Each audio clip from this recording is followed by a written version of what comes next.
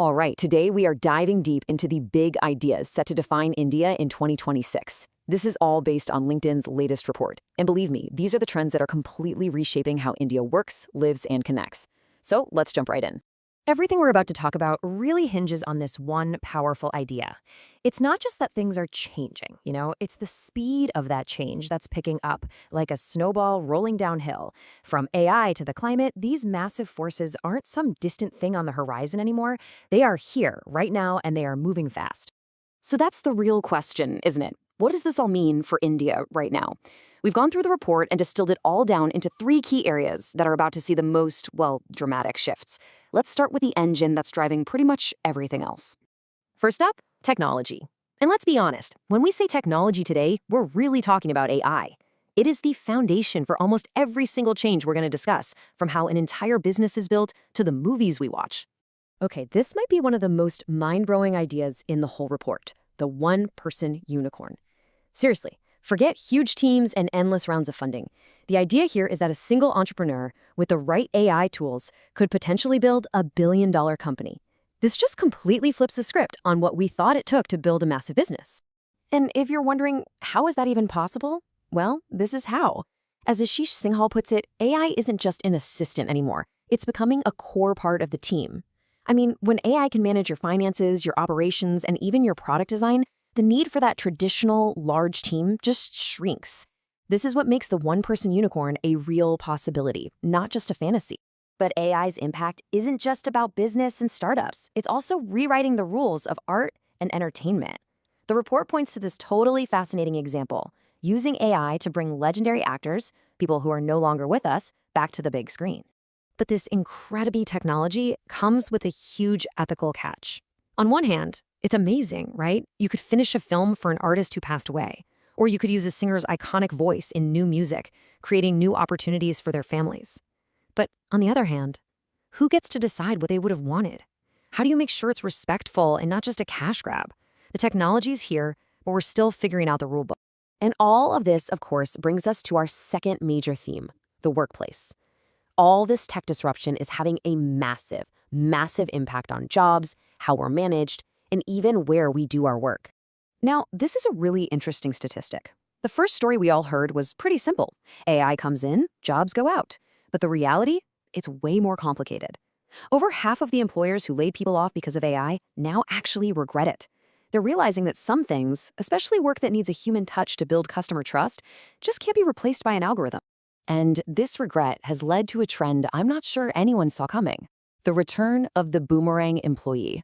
Companies are actively going out and rehiring the very same people they let go. It's a huge sign that after that initial gold rush to automate everything, many are rediscovering just how valuable human experience and judgment really are. AI is also changing how we're evaluated at work. The future of the performance review looks like this hybrid model. The AI does all the heavy lifting. It collects the data, tracks your metrics, gives an objective summary. But, and this is the important part, the human manager is still the one who adds the context, the nuance, and makes the final call. It's a partnership, not a replacement. Now, speaking of talent, the report highlights a major, major shift in what India is known for exporting to the world. And no, it's not just gems or pharmaceuticals anymore.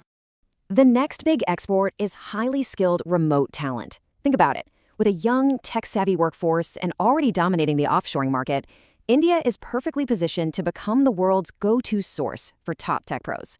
And demand is just soaring for specialists in AI, cybersecurity, and data analytics from all across Asia and beyond. Okay, for our final section, let's zoom out. Because these changes in tech and work aren't happening in some kind of bubble. They're causing these deep, profound shifts in society itself, from our healthcare and demographics to how we deal with a changing climate.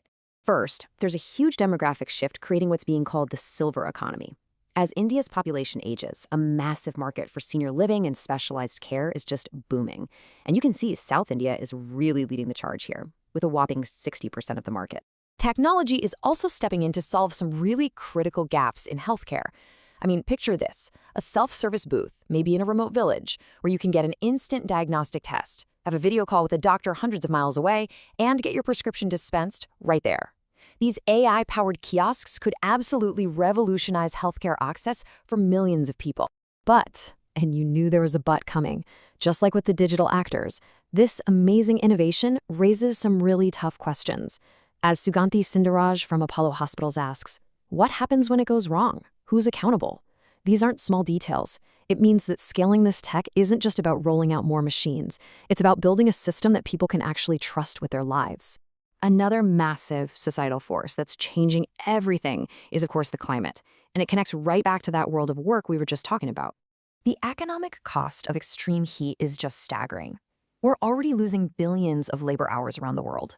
And by 2050, the projections show that these climate-related health issues could cost the global economy $1.5 trillion in lost productivity.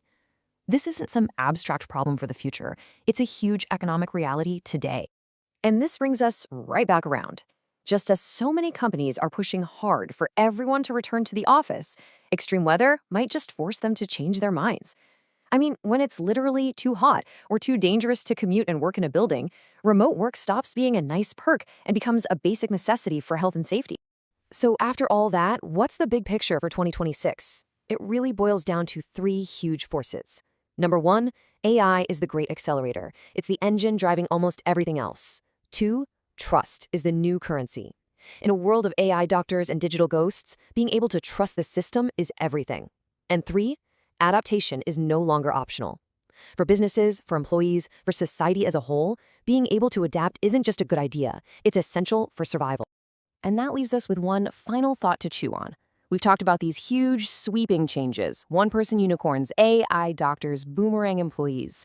But the real question is, for you personally, which one of these massive shifts do you think is going to hit home first?